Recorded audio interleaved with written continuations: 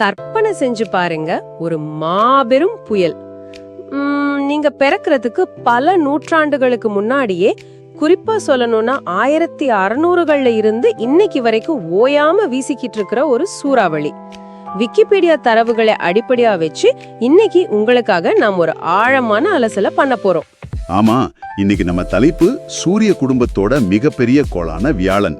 இந்த அலசலோட முக்கிய நோக்கமே வியாழனை பத்தி புரிஞ்சுக்கிறது தான். அதாவது அது வெறும் வாயுக்களால் ஆன பந்து கிடையாது, நாம அறிஞ்ச இயற்பியல் விதிகளை புரட்டி போடுற ஒரு பிரம்மாண்டம். கண்டிப்பா இந்த பிரம்மாண்டத்தை நம்ம தினமும் பாக்குற பூமியோட அளவுகோல்களை வச்சு நிச்சயமா கணக்கிடவே முடியாது இல்லையா? நிச்சயமா முடியாது. ஏன்னா ஈர்ப்பு விசையும் வாயுக்களோட சுழற்சியும் அங்க எவ்வளவு மூர்க்கமா செயல்படுதுன்னு பாத்தீங்கன்னா உங்களுக்கு ரொம்ப ஆச்சரியமா இருக்கும். சரி, அந்த அளவுகோல்ல இருந்தே நாம ஆரம்பிக்கலாம். இப்போ சூரிய குடும்பத்துல இருக்கிற மற்ற எல்லா கோள்களையும் ஒரு தராசுல வச்சுட்டு மறுபக்கம் வியாழனை மட்டும் வச்சா வியாழனோட எடை தான் 2.5 மடங்கு அதிகமா இருக்கும். ஆமா, அவ்வளோ பெரிய உருவம். ஆனா இவ்ளோ பெரிய கோள் தன்னைத்தானே சுற்றி கொள்ள எடுத்துக்கிற நேரம் வெறும் 9 மணி 50 நிமிஷம் தானா. வினாடிக்கு சுமார் 8 மைல் வேகம். ஒரு ராட்சச பம்பரம் இவ்ளோ வேகத்துல சுழல்றத நினைச்சு பார்க்கவே ரொம்ப ஆச்சரியமா இருக்கு. அந்த அசுர வேகமான சுழற்சி தான் வியாழனோட முழு வடிவமைப்பையுமே தீர்மானிக்குதுன்னு சொல்லணும். ஏன்னா பூமியை போல இது ஒரு பாறை கோளம் கிடையாது, முழுக்க முழுக்க வாயுக்களால் ஆனது. ஓ, அப்ப ஒரு தண்ணீர் பலூனை நம்ம வேகமா சுத்தினா என்ன ஆகுமோ அது மாதிரி நடக்குமா? சரியா சொல்றீங்க. மைய விளக்கு விசை காரணமா நடுப்பகுதி, அதாவது பூமத்திய ரேகை உப்பி காணப்படுது, துருவங்கள் கொஞ்சம் தட்டையா மாறிடுது. ஆயிட, அப்போ அது ஒரு கச்சிதமான உருண்டை கிடையாத, நடுவுல கொஞ்சம் பெருத்து போயிருக்கும்.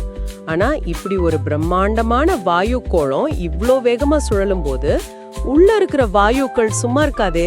கண்டிப்பா சும்மா இருக்காத. ஒரு பயங்கரமா தான் வானிலை அந்த உருவாகும். அந்த வானிலை தான் நாம ஆரம்பத்துல பேசின அந்த மாபெரும் புயல், அதாவது பெருச்சிவப்பு பிரதேசம்னு சொல்லுவாங்க. Great red spot. இந்த புயலை பூமியில வர புயல்களோட ஒப்பிட முடியுமா? வாய்ப்பே இல்ல. ஹைட்ரஜன் ஹீலியம் மேகங்களுக்கு நடுவுல பூமியை விட 1000 மடங்கு வலிமையான மின்னல்கள் அங்க வெடிக்குது. 1000 மடங்கா?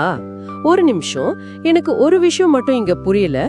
பூமியில ஒரு புயல் உருவானா அது கரைய தொட்டதும் உராய்வு காரணமா வலுவிழந்து நின்னுடும். ஆனா கலிலியோ காலத்திலிருந்து பார்க்கப்படுற வியாழனோட இந்த புயல் மட்டும் எப்படி பல நூற்றாண்டுகளா சுழன்றுகிட்டே இருக்கு? இதுக்கு முக்கியமான காரணம் என்னன்னா, நீங்க சொன்ன மாதிரி கரைய தொடுறதுக்கு அங்க தரைப்பரப்பே கிடையாது. வியாழனுக்கு திடமான தரணும் ஒண்ணு இல்லவே இல்ல. தரப்பரப்பே கிடையாதா? அப்போ புயலை தடுத்து நிறுத்த எந்த தடையுமே அங்க இல்ல, அப்படிதானே? ஆமா, தடை எதுவும் இல்லாததாலடா புயல் தன்னோட இஷ்டத்துக்கு பல நூற்றாண்டுகளா சுழன்றுகிட்டே இருக்கு.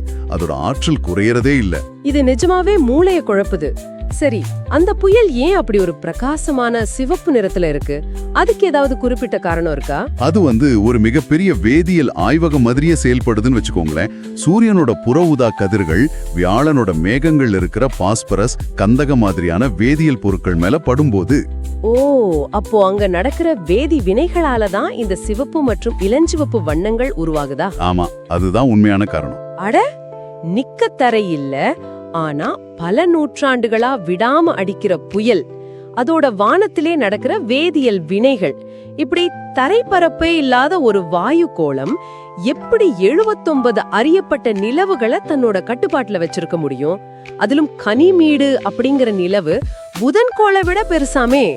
அங்கதான் ஈர்ப்பு விசை அதோட முழு ஆளுமையையும் செலுக்குது. அளப்பரிய நிறை இருக்கிறதால அதோட ஈர்ப்பு விசையும் மிக மிக அதிகம். இந்த ஈர்ப்பு விசை நிலவுக மட்டும் இல்ல, வளையங்களையும் பிடிச்சு வச்சிருக்கு. வளையங்களா? சனிக்கோளுக்கு வளையங்கள் இருக்குன்னு தெரியும், வியாழனுக்கும் வளையங்கள் இருக்கா என்ன? பனிக்கட்டிகளால் ஆனதா? இல்ல, இது கொஞ்சம் மாறுபட்டது. வியாழனோட வளையங்கள் பனியால் ஆனது இல்ல, மிக நுண்ணிய தூசுகளால் ஆனவை. தூசுகளா? இந்த தூசுகள் எல்லாம் எங்கிருந்து வருது? வியாழனை சுத்தி வர்ற மெட்யூசஸ், அட்ரசுட்டியா மாதிரியான நிலவுகள் மேல விண்கற்கள் மோதும் போது தூசுகள் சிதறும் இல்லையா? அந்த தூசுகளை வியாழன் தன்னோட ராட்சச ஈர்ப்பு விசையால உறிஞ்சி தன்னுடனே வச்சுக்குது. அடடே, அப்போ அந்த தூசுகள் தான் காலப்போக்குல வளையங்களா மாறி இருக்கு. இதெல்லாம் இணைச்சு பார்க்கும்போது ஒண்ணு மட்டும் நல்லா புரியுது. ஆமா, வியாழனை வெறும் ஒரு சாதாரண கோள்னு சுருக்கிறது நியாயமே இல்ல. கண்டிப்பா தன்னோட அபாரமான ஈர்ப்பு விசையால விண்கற்களை இழுத்து தூசு வளையங்களை உருவாக்கி புதனையே மிஞ்சும் அளவிலான நிலவுகளை கட்டுப்படுத்துற ஒரு குட்டி சூரிய குடும்பம்னு இதை சொல்லலாம். மிகச்சரியான பார்வை. பல விதங்கள்ல இது சூரியனை போலவே செயல்படுது. ஆனா ஒரு நட்சத்திரமா மாறுறதுக்கு தேவையான நிறை மட்டும் சற்று குறைஞ்சு போச்சு.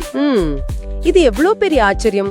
சரி, இந்த ஆழமான அலசலை முடிக்கிறப்போ உங்களுக்கான ஒரு இறுதி சிந்தனையை முன்வைக்கிறோம். பூமியை விட 318 மடங்கு நிறை கொண்ட ஒரு வாயு கோளம் தரைப்பரப்பே இல்லாம எப்படி இயங்குதுன்னு யோசிச்சு பாருங்க. நட்சத்திரங்களை நீங்களே தொடர்ந்து கற்பனை செய்து பாருங்க.